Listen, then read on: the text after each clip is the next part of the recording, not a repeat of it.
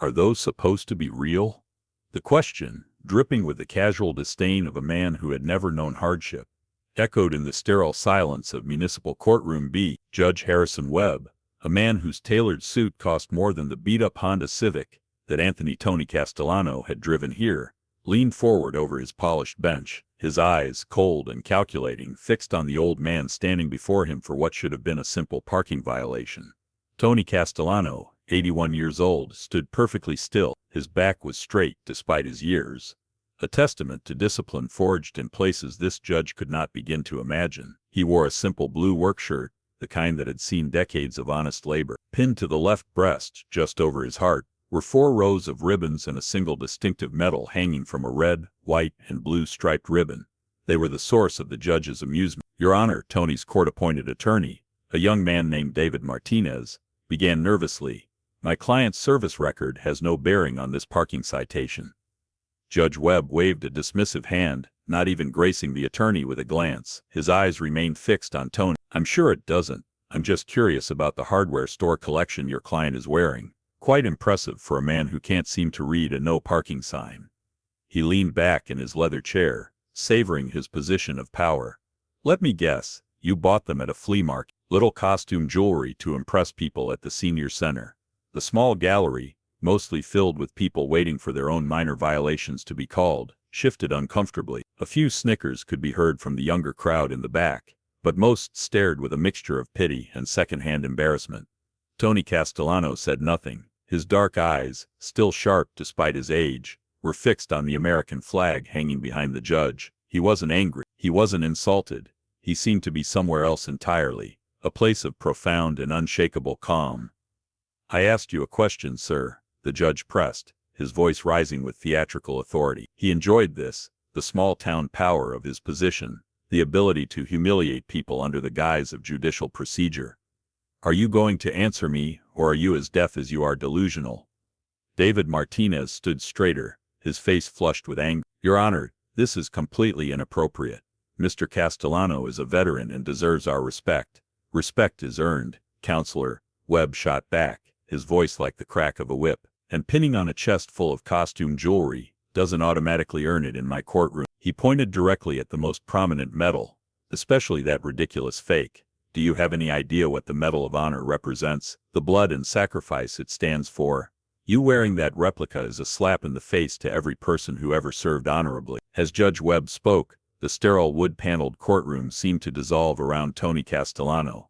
The judge's mocking words faded into a different kind of roar, not of a hostile crowd, but of artillery shells and screaming Marines. The air, thick with the smell of floor polish and stale coffee, was suddenly choked with the metallic tang of blood and the acrid smoke of cordite. For a fleeting second, he wasn't standing on worn linoleum, but was back in the frozen mud of a Korean hillside, snow mixed with dirt and worse things. He wasn't looking at a judge's sneering face, but at the terrified, wide eyes of a young Marine, a kid from Wisconsin named Patterson, whose chest had been torn open by machine gun fire. The red, white, and blue of the medal's ribbon was the same colors as the flag that had flown over Hill 317, where Tony had spent 3 days holding a position that everyone said was impossible to defend. He could feel the numbing cold in his fingers, the weight of Patterson on his shoulders as he carried him through enemy fire to the aid station. He remembered the burning in his lungs, the singular desperate thought not of living or dying, but of getting that boy to safety. The medal wasn't a piece of tin.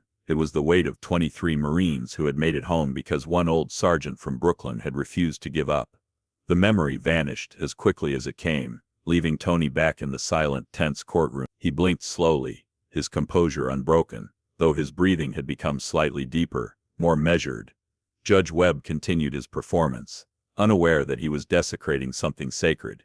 "Take the jacket off," he commanded suddenly. "This display is a distraction to my courtroom. I won't have defendants parading around in costume." A collective gasp went through the room. This was no longer about a parking ticket. This was a public stripping of dignity. "Your Honor, you can't be serious," David Martinez pleaded, his voice trembling with outrage. "I am perfectly serious, Counselor. This is my courtroom, and the defendant will show proper respect. That display is insulting to real veterans. Take it off, Mr. Castellano, or I'll find you in contempt." The bailiff, a middle-aged man who had seen his share of courthouse drama, took a hesitant step forward, His eyes met Tony's, and for a moment he looked uncertain, even apologetic. He had served in the National Guard himself. He recognized something in the old man's bearing that the judge was too arrogant to see. Tony did not move. He did not look at the bailiff or the judge. He looked at the medals on his own chest, his gaze lingering on the one hanging from the striped ribbon. He seemed to be listening to a distant echo, a sound no one else in the room could hear. His silence was his answer. It was a profound and unyielding. David Martinez watched the exchange with growing horror. He saw the judge's cruelty, the crowd's cowed silence, and Tony's incredible, almost unnerving stoicism. He knew with a certainty that chilled him to the bone that this was a terrible injustice. He looked down at the case. Anthony Castellano. A few minor traffic violations over the last 30 years, nothing else. On the intake form, in the box marked military service, Tony had simply written, U.S. Marine Corps, 1950. The humility of it in the face of this public flogging was staggering. An idea sparked in his mind, a desperate long shot. While the judge was busy pontificating to the court reporter, adding his self-righteous justifications to the official record, David leaned over to Tony. Mr. Castellano, he whispered urgently, is there anyone I can call, anyone from your old unit? Tony turned his head slightly, his gaze meeting David's for the first time. There was no fear in his eyes, only deep, profound weariness. He gave a barely perceptible shake of his head. That was a long time ago, son. Most of them are gone now. There has to be someone, David insisted, refusing to let it go. He noticed a small pin on Tony's collar, a simple eagle, globe, an anchor that he didn't fully understand but somehow recognized as significant. Your Honor, David said, standing quickly, I need to step out for a moment to retrieve a document from my office. Judge Webb waved him away without looking. Do what you want, counselor. Your client isn't going anywhere. David practically ran from the courtroom, his footsteps echoing frantically on the polished floor. He ducked into an empty alcove in the hallway, his hands shaking as he pulled out his phone. He quickly typed Marine Corps Medal of Honor recipients into his search engine. The results flooded in. He scrolled through names and faces until he found what he was looking for, a general number for Marine Corps headquarters at Quantico. A bored-sounding corporal answered the phone. Marine Corps Public Affairs. My name is David Martinez, he said, trying to keep his voice steady. I'm a public defender in Riverside County. I have a client here, a veteran named Anthony Castellano. He's being held in contempt of court because the judge doesn't believe his medals are. Sir, we can't get involved in civilian legal matters, the corporal said, his voice flat with practiced disinterest. I know, I understand, but he's wearing the Medal of Honor, and his name is Anthony Castellano. He served from 1950 to 19. The bored tone was gone, replaced by sharp, focused silence. Spell the last name for me, the corporal said, urgently. Castellano. First name Anthony. He heard the sound of furious typing, then a sharp intake of breath. Sir, what courtroom are you in? Courtroom B, Riverside County Courthouse. Do not let your client leave. Do not let them take him anywhere. We are on our way. The line went dead. The phone call ended at Marine Corps headquarters in Quantico, but the shockwave it created moved at the speed of lightning. The corporal who took David's call didn't hesitate. He bypassed 2 levels of his own command, patching the call directly to the office of the base's commanding general. Brigadier General Patricia Hayes listened, her knuckles turning white as she gripped her desk. The moment she heard the name Anthony Castellano, she stood up so quickly her chair rolled back and hit the wall. Hold everything, she commanded, and without another word she strode out of her office and down the hall to a larger, more secure suite of rooms. She didn't bother to knock. Inside, Lieutenant General Robert Stone was reviewing deployment schedules. He was a man carved from 35 years of Marine Corps tradition, with 2 stars on his shoulders and a gaze that could melt steel. He looked up, annoyed at the intrusion. Sir, General Hayes said, breathing hard, we have a code honor situation. The general's eyes sharpened. Code honor was an unofficial protocol reserved for Medal of Honor recipients who were being mistreated. It had been activated only 3 times in the past decade. Who? The general asked, his voice a low rumble. Sergeant Major Anthony Castellano, sir. Korean War. The judge is accusing him of wearing fake medals. General Stone was out of his chair before she finished the sentence. The deployment schedule scattered across his desk, forgotten. A look of disbelief followed by thunderous anger passed over his face. Where is Riverside County Courthouse, sir? A local judge is holding him in contempt for refusing to remove his decorations. The general's jaw tightened until a muscle bunched in his cheek. He moved with speed and purpose that belied his years. Get me a helicopter to the nearest airfield and a car waiting. Full dress blues, honor guard escort. I want to be there in under 2 hours. He turned to his aide, who was already scrambling for his phone. Get me everything on Judge Harrison Webb of Riverside County. I want to know where he went to law school, who appointed him, and what he had for breakfast this morning. To General Hayes, he gave one final chilling order.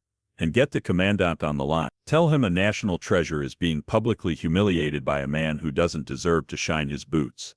Back in courtroom B, the air had grown thick with Judge Webb's self-satisfaction. He had made his point, cowed the young public defender, and was now preparing to deliver his final crushing blow to the silent old man before him. David had returned to the defense table, his face pale but his eyes holding a new defiant spark that the judge chose to ignore. Given your refusal to comply with a direct order from this court, Webb began, savoring each word, and your clear delusion regarding your military service, I am ordering a mandatory competency evaluation. The gavel was in his hand. He raised it high, ready to deliver the final punctuation mark on his petty tyranny. He never got to bring it down. A muffled commotion from the hallway outside interrupted him. The heavy oak doors to the courtroom burst open, swinging inward with such force that they banged against the wall. 2 Marines in immaculate dress blue uniforms entered the room. They moved with synchronized powerful grace, one taking position on the left of the entrance, the other on the right.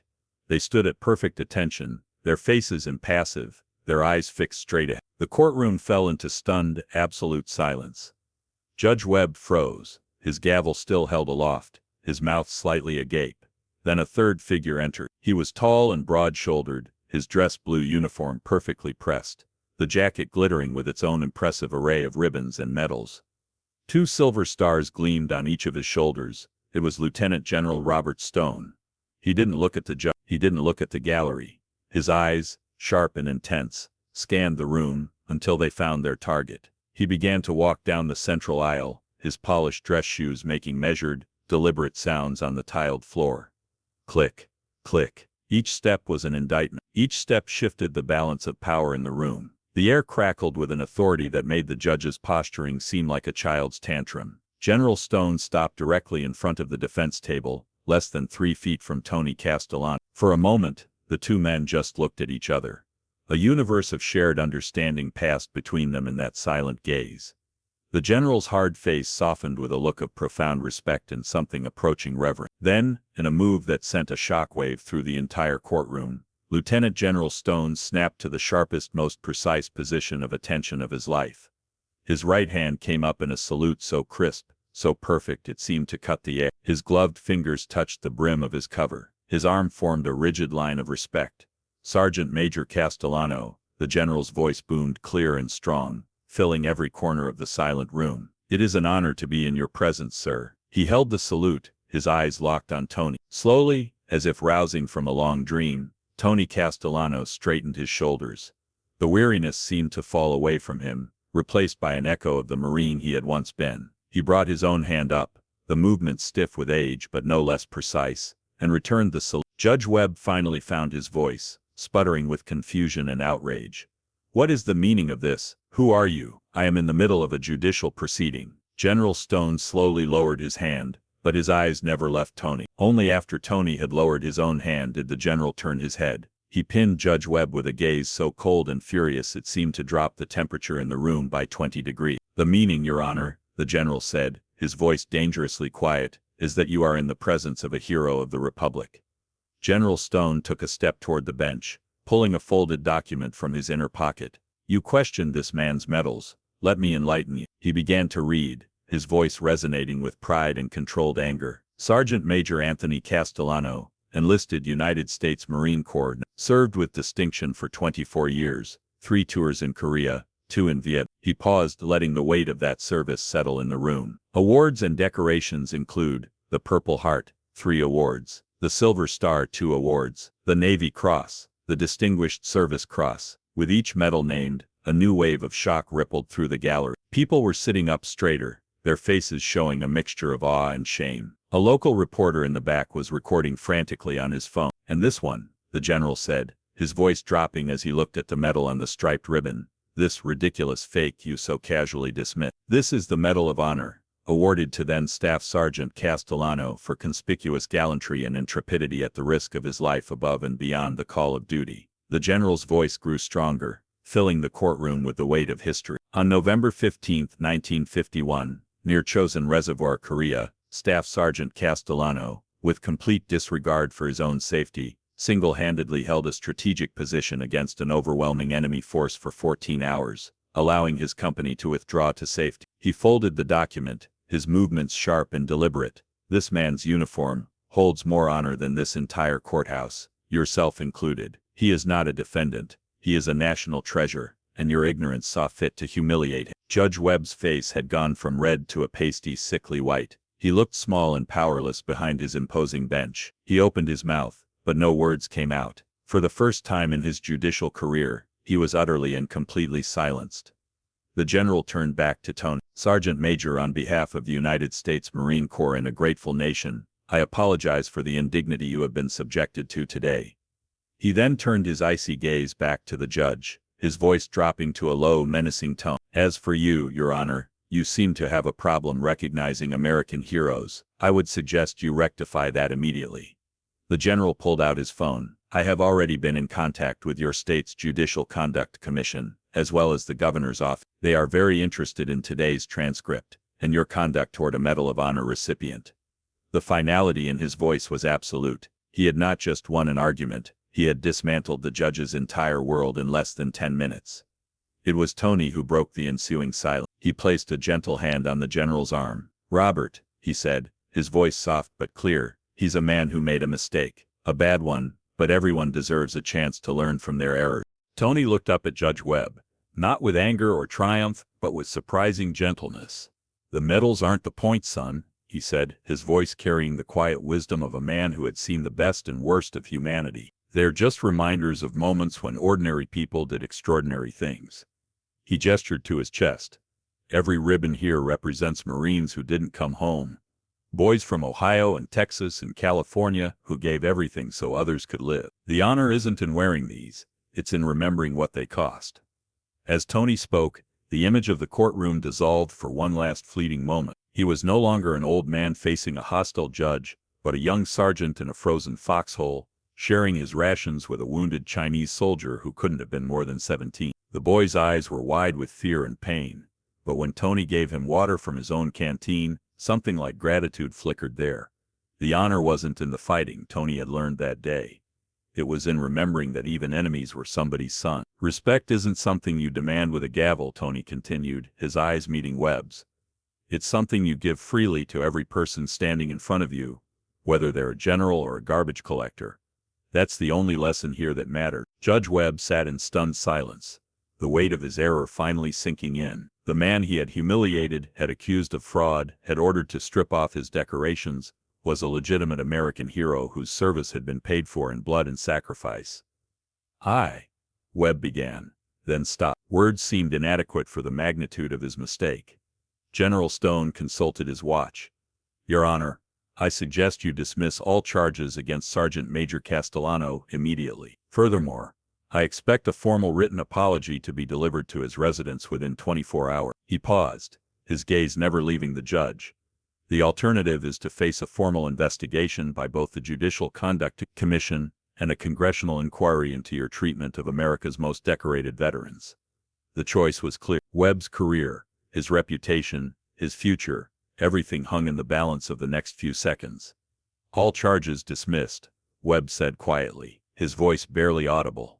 With the court's sincere apologies." The general nodded curtly. "Sergeant Major, would you do us the honor of allowing us to escort you home?" Tony looked around the courtroom one more time, at the judge who had learned a hard lesson, at the young attorney who had fought for him, at the gallery full of people who would never forget what they had witnessed. "That's very kind, General," he said simply, "but I think I'll just walk.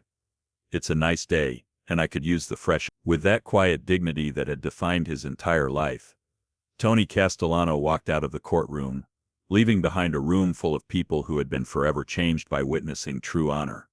The fallout from that day in courtroom B was swift and comprehensive. The video taken by the reporter went viral within hours, shared across social media platforms with captions like "Judge vs. Medal of Honor Hero" and "What Real Honor Looks Like." Judge Harrison Webb was suspended pending a formal investigation by the State Judicial Commission. The inquiry, conducted under intense public scrutiny, revealed a pattern of arrogant behavior and disrespect toward veterans and other vulnerable populations who appeared in his court. Within 3 months, Webb was forced to resign from the bench. His legal career effectively over, he found himself working at a small firm handling minor civil matters, his once promising judicial ambitions permanently derailed. In response to the public outcry, the state legislature passed what became known as the Castellano Act, mandating sensitivity training for all judges and court personnel regarding the treatment of veterans and their service record. General Stone ensured that Tony's parking citation was not only dismissed, but expunged from all records, along with a formal letter of apology from the state attorney general. David Martinez, the young public defender who had made the crucial phone call, found himself suddenly in demand. Law firms across the state wanted to hire the attorney who had stood up for a war hero, but David chose to remain in public service, inspired by Tony's example of quiet dedication to helping others. The most significant change, however, came in the form of a new program established by the Marine Corps. The Honor Guard initiative was created to provide immediate assistance to any Medal of Honor recipient facing legal or bureaucratic challenges. Tony's case had exposed how easily American heroes could be mistreated by those who should know better. 3 months after the incident, Tony was working in his small garden behind his modest house when a familiar car pulled into his driveway. Judge Webb, looking older and humbler than his former judicial robes had suggested, walked slowly up the path. "Mr. Castellano," Webb said, his voice quiet and respectful. "I wondered if I could speak with you for a moment." Tony straightened up from his tomato plants, wiping his hands on an old towel. "Of course. Would you like some coffee?"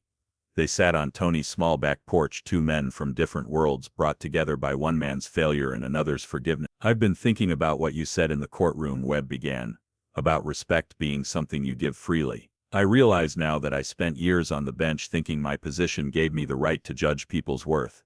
He looked down at his hand. "I lost my job, my reputation, everything. But maybe that's what I needed to lose to become the person I should have been all along." Tony sipped his coffee thoughtfully. "A man's not defined by his worst moment, son. He's defined by what he does after he realizes he was wrong." "How do you do it?" Webb asked. "How do you forgive someone who treated you so badly?" Tony was quiet for a long moment, watching a cardinal land on his fence. "Holding grudges is a luxury I never could afford," he said finally. "Too much war, too many real enemies to worry about the mistakes of decent people."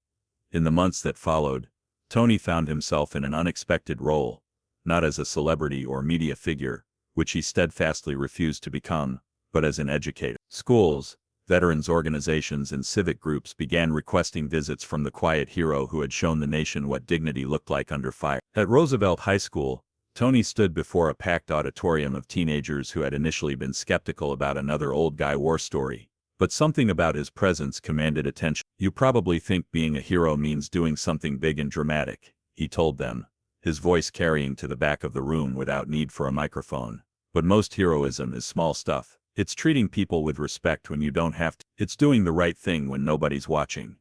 A student raised her hand. "Mr. Castellano, weren't you scared when you held that position in Korea?"